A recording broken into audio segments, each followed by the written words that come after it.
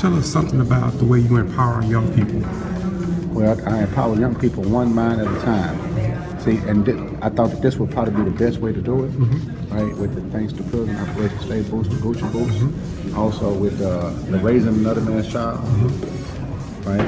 With these books, because our education system kind of like teaches us to be a certain kind of way. Like you become a product of your environment. Whatever you read, whatever you listen to, whatever you watch on TV, you kind of become a product of that, right?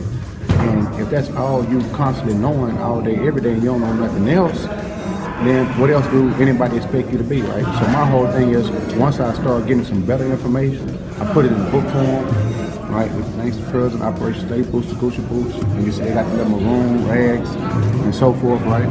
And the whole thing about those little maroon rags is, again, the runaway slave mentality, right? Because I'm trying to lead these youth out of bondage, out of mental bondage, out of mental bondage. If they don't know, they can't do nothing, right? The more we know, the better we can do, the more we can do.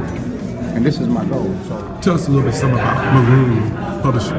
Maroon also means runaway slave. In today's time, it's a lot of things that enslave us, right? Sometimes our belief enslaves us, sometimes our lack of knowledge enslaves us, because we only can go as far as our knowledge let us go. Like, you know, as far as our thoughts let us go, as far as our beliefs let us go. So my whole thing was, in prison, once I started like reading different books and I started getting the good information in my head and started developing a different belief system about myself, I said, okay, well, this freed me, so now I want to free everybody else. So this was started the Maroon movement, because I read that the Maroons were the slaves when the slave ship landed in those islands, Jamaica and all of that, right? They ran away and they ran to the hills and they formed them a community. And the community is actually today still alive. It's called the Maroons, and they call themselves Maroonese in the islands, right? So, and I liked that name, and I said, man, that's what we're trying to do. We're trying to free ourselves with the right information, with the right belief system, and I'm trying to promote that. I'm trying to promote a whole Maroon life. So what are some of the young people that you work with? Well, I've worked with, of course, Kimberly Willis, right here. She helped me organize this event right here, Powerhouse Ministries, with you, right? I've worked with Reginald Gordon with the Scared Straight program. And then we had our own little Maroon group that in the neighborhood, like I had all the little kids come together, and pretty much we had a whole little 8-point platform that I go over, and we'll just try to build them up. Right now, I noticed that you incorporate a lot of your own family members in a lot of things that you do. I see your brother over there. I see various family members. That's very important. Is family important to you? Man, family is the most important thing. I'm gonna show you this.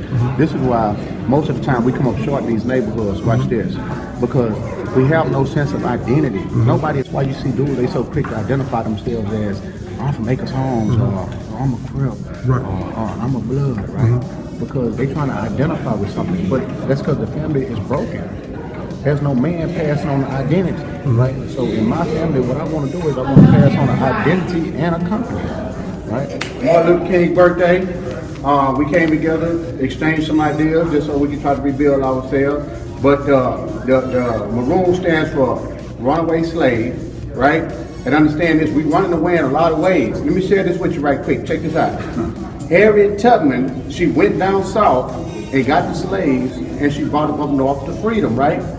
A lot of us are a slave to the southern part of our body. Whenever we eat, we just want to eat. We want to have sex, we want to have sex, right? And that controls the majority of the time. It controls us, right? We have to free ourselves to the northern part of our bodies. How do we do that? Our heart and our minds. We got to free it, right? Start talking to God a little bit more. Read your religious text a little bit more and study a little bit more and free yourself. Like an Angela Davis. That's what's up. That's what's up. That's what's up.